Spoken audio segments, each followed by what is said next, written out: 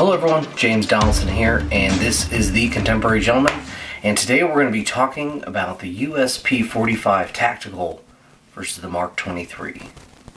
Stay tuned. So in this video, we will be comparing the Heckler & Koch USP45 Tactical versus the formidable Mark 23. Both 45 ACP automatic Colt pistol caliber handguns. Guns I consider to be 45 caliber combat handguns. Let's get into the meat and potatoes. So overall, USP Tactical, right? Here it is. There is lineage. Mainly it has lineage from the Mark 23. It does have some military use, not just US, but other countries as well. And it's got a 12 round capacity, and then the sights. Yeah, I don't care for the tactical sights. They're all blacked out. They used to be kind of my thing, but for whatever reason, they were just tricky to use. But outside of that, I like this gun a lot. And this video almost just ended in a tie. Basically because I knew no matter which one prevailed, they would lose later on for reasons we'll get into in other videos as I compare all these 45 caliber handguns, all 9 of them. But for this bracket, there was almost a tie. That said, I did end up with a winner, which obviously we'll talk about at the end of the video. But for now, let's continue on to the Mark 23. So the Mark 23, a little more to it, obviously lineage.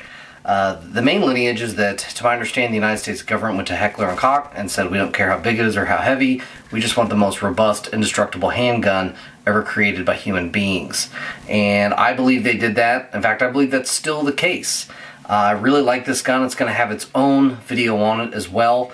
But for this, I just picked it up. I haven't held it in days, and it must be what Thor feels like when he picks up Mjolnir. Because it's just, that said, I don't know that I would be worthy to pick up Mjolnir, so I don't know if I'm worthy to have this gun, but either way, hard digress. It also holds 12 rounds like the USP, and it was used extensively by United States Special Forces, primarily Navy SEALs, and gun guys, movie guys like myself know it from Tears of the Sun and some other movies, but primarily Tears of the Sun. It is actually better balanced than you would think, and it's better balanced than you would think with the suppressor. I'll throw that right out of the gate. So getting into the main differences, you're talking size, right? And that's to include weight, length, and controls. Of course, I'll have some pictures in there for you to see for yourself. But, I mean, getting right to it, I know I'm going to talk about this later, but I like the Mark 23's controls better. And that is, it's a big thing for me that kind of piles on. The USP, right, like I'm going to compare the HK45 Tactical versus HK45 Compact Tactical. There's a big size difference there. So, you know, when you say the gun is smaller, like the USP is smaller than the Mark 23, sure, but if they were the same price, I'm going to say Mark 23 all day. Just because the way the decocker works, the decocker is completely gone, out of sight, out of mind, until you want to use it. And so you're up, and then down. And if you're careful, you can do it quietly. So, oh my gosh.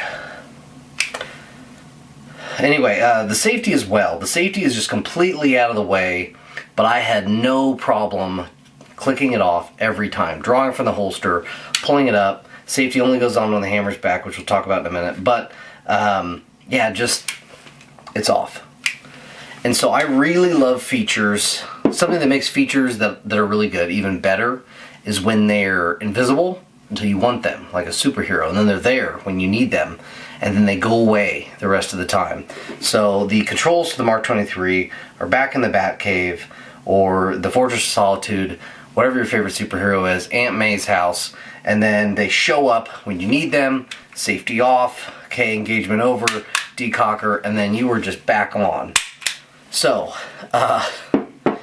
going back to the USP, the lever, firing it, my thumb does hold the lever down a little bit. Now, I don't think this is accidental. I'm pretty sure HK's Infinite Wisdom saw this being a thing, so they designed it to where you can push the lever down and the gun still operates. It's not until the lever goes all the way down that it decocks the gun. So to walk you through it real quick, we have a separate decocker and safety on the Mark 23. So we've got double action or single action. Whew, that trigger. And then of course the decocker is right here.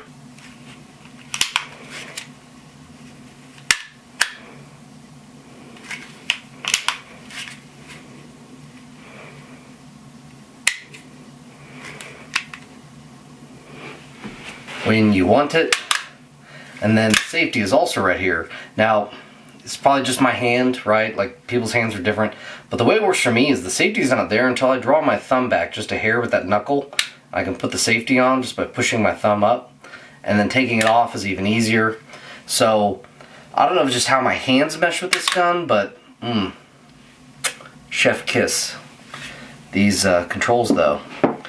Going to the USP, they are all in one, and I do kind of like that. I prefer the Mark 23's controls better, obviously, as I'm just ranting about them, gushing, but, right, single action, double action, and then we have our decocking and safety lever. Now, important to note, the USP can have the safety on when it's decocked. The Mark 23 cannot. The safety only comes on when it is cocked. So I used to not care for that, but in the end I think it's completely fine, especially because I value the controls that much better.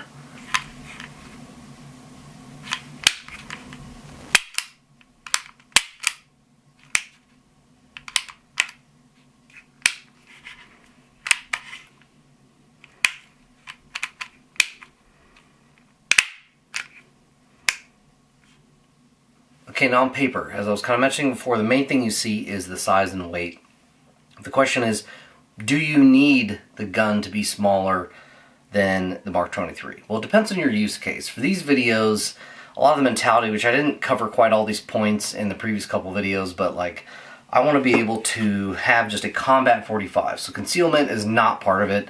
It doesn't necessarily win you any points. It can kind of help, but it's not going to be any kind of very heavy deciding factor whatsoever.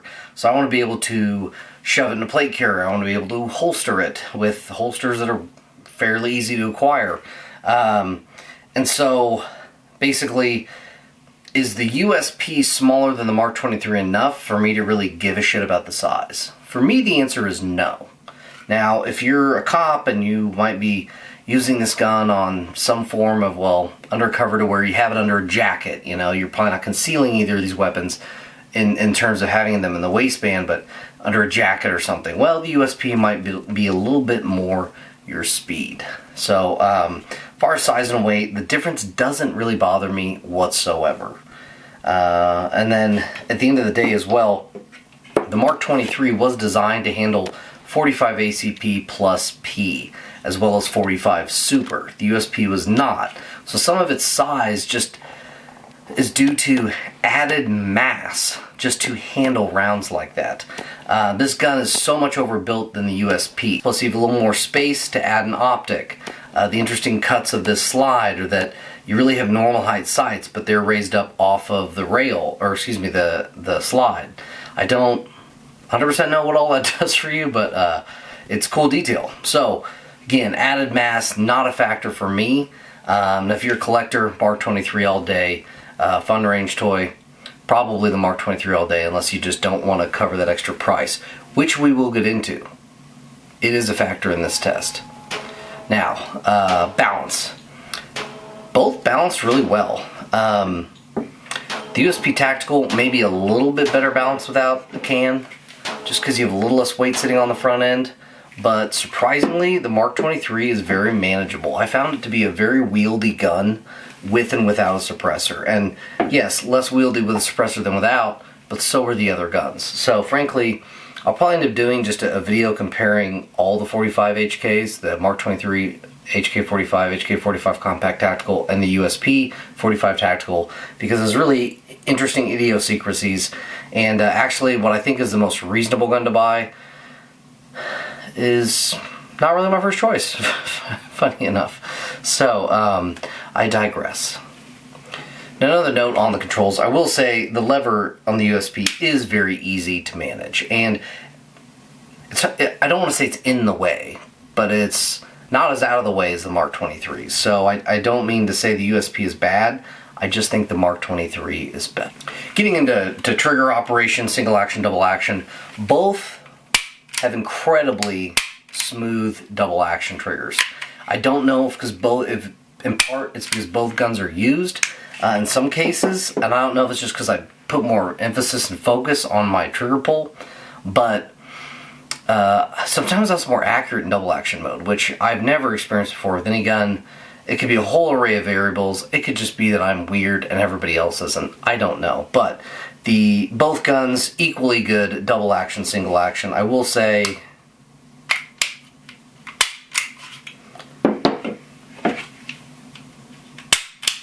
man, something about the Mark 23, the double action, single action too. But anyway, moving on.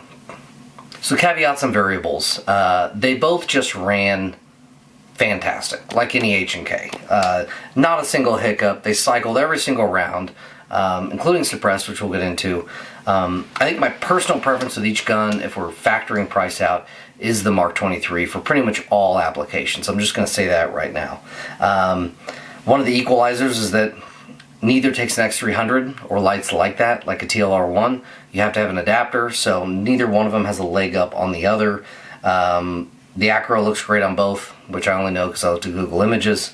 But I do think, again, you have a little more real estate with the Mark 23, putting an acro on that. Now, the Mark 23 did just seem, and some guns do this differently than others, but it just seemed to go back on target better. And I would think maybe it's because I like the sights. It's got 3-dot sights versus all blacked out. But I don't think that's entirely it, because I've shot blacked out sights before on Glocks and it was no issue either. Now I'm very used to those guns versus the USP, but I have put, I think, just over 500 rounds through this USP, so I would say I've gotten fairly familiar with it. So going from there, only a couple times did my grip hinder the slide from locking back on the USP45 Tactical, and I really don't recall it happening with the Mark 23 at all, so that was kind of an interesting thing. It really wouldn't weigh into my decision. I mean, you can kind of train through a grip and get used to that. It's going to take some effort and some rounds, sure, but depending on the weight of factors for choosing a particular gun, some other ones, at the end of the day, you could train around. So I'm not going to give too much weight to the fact that it got held down a couple times. The other thing I'll say is they both have very large slide releases, and I ended up very often using my left-hand thumb to release it. It just was easy, it was smooth. It was very much like, honestly, loading an AR magazine and hitting the bolt forward.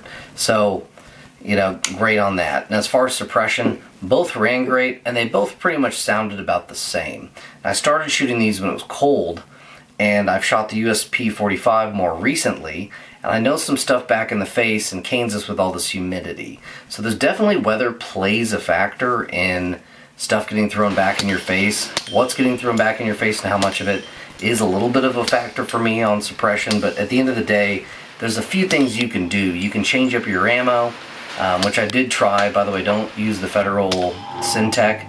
They're much dirtier than the AAC I've been shooting for most of this. The AAC hadn't been bad. You could probably find a better one, but also I've been using a fairly restrictive can. So depending on your situation, if you don't already have suppressors and you plan on getting them for 45, you may look into more what kind of suppressors you're going to get for the 45 caliber that are going to allow for a little more flow. Me, I was using a Primal from Dead Air. Overall, it was good. It is heavy, but it's also designed for 45-70, which is mainly why I have it. That said, it was very easy to get all the pistons because the Mark 23 is a different thread pattern than the 3 other H&Ks I'm looking at. So, kind of a pain in the ass, but again, I really discount that from Mark 23, because if you're getting one, it's not a big deal to spend whatever, 100 some, or maybe a little less with a discount or something from Dead Air for a specific piston for it. So anyway, moving on from there. Now, shooting with gloves, I really didn't notice any difference. Everything was easy to use and actuate, of course. Everything's overbuilt. This lever, you have no excuse for not hitting with gloves. Same with the slide release. And I will say the Mark 23, I had no issue really actuating these. Maybe I changed my grip a little more than I already do just to actuate them, but it'd be very slight. And again, not one of those reasons to not get that gun, unless it was that important to you. Again, these videos, I'm telling you objective and subjective things I'm observing, how I feel about them, but I'm also giving you the raw information so you can make your own decisions about what you want to get. Moving on from there, magazines. All the magazines ran flawlessly, just like the guns. No issues whatsoever. Now, what is interesting is I was shooting the USP45 in the rain, and I dropped one of the magazines into an enormous puddle. Muddy, couldn't find it.